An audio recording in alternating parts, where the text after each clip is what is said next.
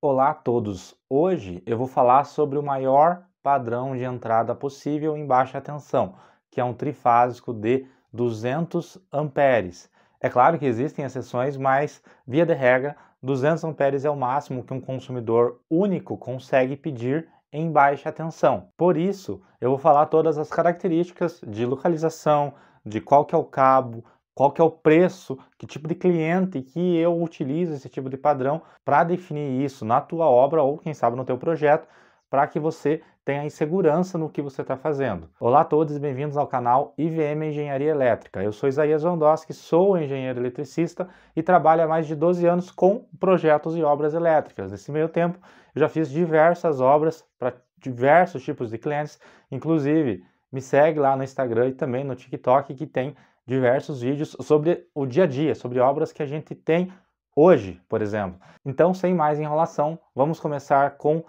o tipo de cliente que será atendido por um trifásico de 200 amperes. Por ele ser o maior padrão possível, ele também é o mais caro e é o que vai ser um cliente que vai demandar de mais carga. Que tipo de cliente demanda disso? Salão. Então, por exemplo, você vai ter um salão ali com 15, 20 cabeleireiros ao mesmo tempo. Você vai ter uma loja relativamente grande com ar-condicionado, uma loja de uns 200 metros quadrados, provavelmente ainda vai ser um 200 amperes. Você vai ter uma pequena clínica de saúde. Você também vai ter casas de alto padrão. Eu, por exemplo, hoje, inclusive se você olhar lá no meu TikTok, vão ter vídeos aí em sequência desse tipo de casa. Eu tenho 3 casas que eu estou fazendo com mais de 700 metros quadrados, que são atendidas por um trifásico de 200 amperes. Quando alguém me pergunta qual o padrão de casa que precisa de um trifásico de 200 amperes, uma boa resposta é mostrar uma casa desse tamanho, uma casa com cerca de 700, 800 metros quadrados, tem piscina, aquecimento, hidro, ar-condicionado e elevador. Esse tipo de casa aí precisa de pelo menos 200 amperes. Por que elas são atendidas por isso? Porque todas têm piso aquecido, todas têm ar-condicionado central, que é no mínimo 80 amperes só para o ar. Tem uma das casas que é 175 amperes só para o ar-condicionado. Todas têm piscina, tem uma que tem até uma micro cervejaria dentro da casa. Então é por esse motivo que a gente, claro, tem um cálculo por trás, mas só para vocês terem uma noção do por que tem um trifásico de 200 também em uma casa. Acima de 200 amperes, vocês têm que lembrar que daí, quando é consumidor único, via de regra, você precisa apresentar um projeto na Copel e precisa de uma subestação própria tua. Até 200 amperes, a Copel ela fornece em baixa tensão, ela coloca o transformador no poste e ela te fornece em baixa. Acima de 200, você vai obrigatoriamente ter que pegar e colocar uma subestação dentro, um transformador para você, para ser atendido em média tensão. Você vai ser faturado de forma diferente. Então, já que essa série de vídeos aqui só atende a norma de tensão secundária, a gente vai parar no 200 amperes. Então, o tipo de cliente que a gente atende é esse tipo de cliente aí, para 200 amperes. Né? Então, é um cliente ou muito grande, uma casa muito grande, ou clientes medianos ali comerciais. Acima disso, provavelmente já vai dar acima de 200 amperes. Lembrando, a gente está falando nessa série de videoaulas de consumidores únicos. Já está rolando aí no canal uma série de videoaulas sobre consumidores agrupados, ou seja, se tem 3, 4 casas, tem 3, 4 lojas, o que faz, como que faz a entrada, eu já tenho vídeo sobre isso, então acessa o meu canal e dá uma olhada sobre isso, que talvez isso possa resolver o teu problema. Agora a gente vai para localização. Um padrão de 200, acima na verdade de 125, você já precisa de uma caixa chamada GNE. Via de regra, a caixa GNE ela exige mureta, independente de ser alinhamento frontal, ou seja, na frente da rua, ou seja, na perpendicular. Então, já matando a parte da localização, todos os padrões de entrada que a gente fala de entrada secundária, eles são obrigatórios que fiquem de preferência no alinhamento frontal da edificação, ou seja, a tua casa está aqui, você tem um muro aqui, ou um portão, um gradil, você tem que colocar o teu padrão de entrada aqui na frente, virado para a rua, para o leiturista conseguir passar e olhar. Por mais que até agora em 2023 começou uma campanha muito forte, até na minha cidade vai começar, para ficar tudo leitura digital, tudo telemedição, mas ainda isso é obrigatório. E se você não conseguir fazer isso, você precisa fazer na perpendicular, mas o mais próximo possível do alinhamento frontal. e você precisa ter livre acesso. Então você não pode, por exemplo, colocar no teu muro de divisa o padrão e tampar aqui. Isso tem muito padrão antigo que era feito assim.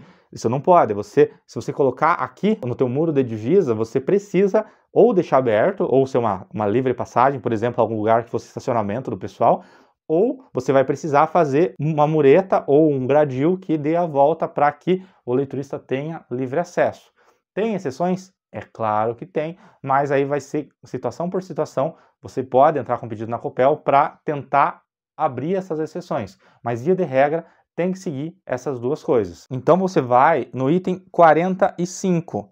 Por que eu não vou no 48? Porque o 19, 22, 25, 46, 47 e 48, eles são padrões rurais, que não é o assunto desse vídeo, então eu prefiro não entrar em detalhes sobre isso, mas é por isso que tem mais coisa ali para baixo, mas de qualquer forma mesmo o padrão rural no máximo é 200 amperes. Então você vai no item 45, você vai ver lá que tem 200 amperes, como eu disse, esse assunto do canal aqui é quando você já definiu qual que é o padrão ou quando você quer ter uma base. Quando a gente faz um projeto, a gente calcula isso para saber exatamente qual que é a carga da casa e saber qual exatamente é o padrão que você vai utilizar. Mas, então, você vai ir no item 45, 200 amperes, trifásicos, 4 fios. Daí você tem ali ramal de ligação multiplexado, problema da Copel, você não precisa se importar. Daí você tem ramal de entrada, aí sim é teu problema. Você tem embutido de cobre, que é quando ele desce pelo poste, ou quando você tem o encabeçamento na construção, por exemplo, quando a construção dá na rua já, você pode chegar na construção e descer por dentro dela, então é embutido de cobre. E você tem subterrâneo, quando você tem o poste da Copel e desse poste você desce, vem por baixo e sobe no teu padrão. Isso é subterrâneo. O que muda? Geralmente subterrâneo o cabo é maior, e também ele precisa ter obrigatoriamente a isolação de 1 kV, 0,6/1 kV. O embutido de cobre, ele pode ter 750 volts, a isolação dele. Então vamos lá. Digamos que seja numa entrada normal com poste. Você vai ter o 200 amperes, você vai ter que o cabo é o 95, quando a isolação é PVC, que é, digamos, o mais comum, o mais barato, e o XLPE, você vai precisar utilizar um cabo de 70, ou seja, um cabo menor. No subterrâneo, tem primeiro uma nota 11. O que quer dizer? Quer dizer que eles não permitem a utilização de cabo de PVC embutido no chão. Precisa ser XLP 90 graus. Então, por isso que ele já mata direto para 95. O que eu diria? Você que está me assistindo é uma loja, usa o cabo 70 XLP, vai ser com certeza mais barato. Você é eletricista ou engenheiro, eletricista e está fazendo o projeto, não vá no menor. Vá no 95, que não tem erro, você não vai correr nenhum tipo de risco. É o tipo de economia que, na minha visão, é uma economia burra. É a tua entrada de energia, é a tua entrada principal, já que o cabo indicado, normal, em quase todas as situações é o 95, vá no 95. Não jogue as coisas em cima do laço, como eu vejo muita gente fazendo. Não faça esse tipo de coisa. Então, eu tenho o cabo 95. Eu tenho, daí, o eletroduto, que é um eletroduto de 2,5 polegadas. Mesma coisa, é uma loja? Compre de 2,5 polegadas. É eletricista ou engenheiro e está projetando? Coloque no mínimo o tubo de 3. O eletricista vai agradecer porque é mais fácil de passar. Então não jogue no limite ali, no caso do eletroduto. E você tem o aterramento. O aterramento é um cabo 50 e lembrando que já tem outros vídeos, inclusive falando isso, que geralmente o aterramento é metade do cabo, aí do maior cabo ali que está pedindo na norma da fase. Então, se o cabo aqui é 95, o aterramento tem que ser 50, porque o cabo abaixo disso é o 35, já não daria a metade do 95. Então, por isso que é o 50.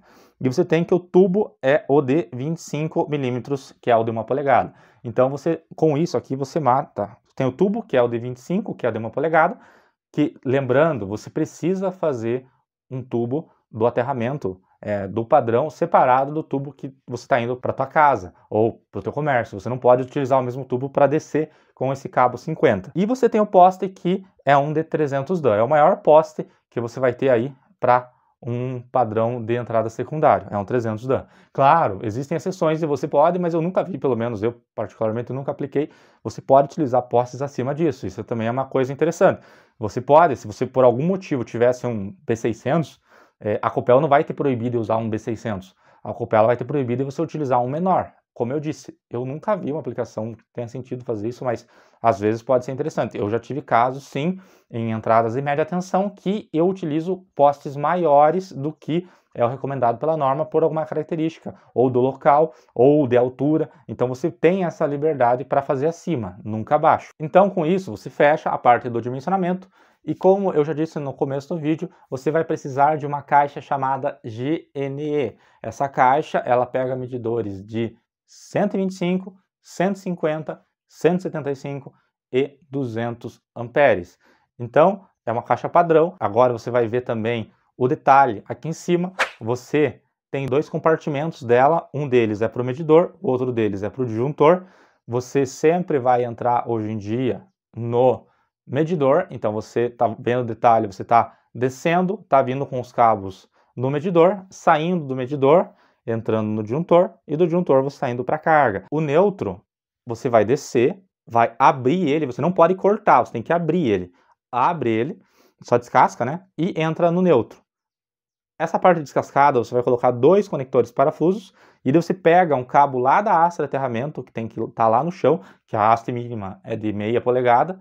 Você sai dessa haste com o conector GAR lá embaixo, ela tem que estar aparente, inclusive, sai dela, passa pelo tubo de 1 polegada, enfia esse cabo dentro dos dois conectores parafuso e vem aterrar na caixa com um conector tipo botinha. Então é padrão isso, tanto esse cabo do aterramento quanto o cabo do neutro, ele não pode ser cortado, senão a Copel vai reprovar. Do medidor você sai com o neutro e vai para a carga normal. Então é essa a ligação básica. O disjuntor para 200 amperes já é o disjuntor de caixa moldada, então você já tem um custo maior para isso, o cabo já é mais caro também, e o limite, claro, no caso de medição direta, é o 200 amperes, e você vai ter que conectar todos os cabos com, se for semi-rígido, você não precisa fazer nada, mas se for flexível, você precisa usar conector tipo pino maciço, padrão Copel, longo. Você vai ter que fazer esses conectores tanto em todas as conexões ali, disjuntor, medidor, quanto lá em cima do poste. Cabeçota do poste é de alumínio, o tubo, como eu falei, é de 2,5 polegadas,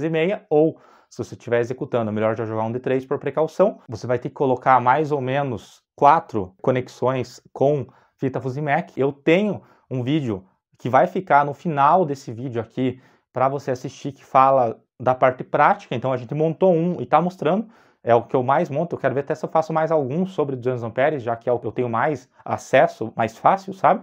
Mas você tem um vídeo prático já mostrando. Essa parte aqui é o vídeo apenas teórico, falando sobre o trifásico de 200. Então, tem todas as características que eu estou falando que vão estar nesse outro vídeo.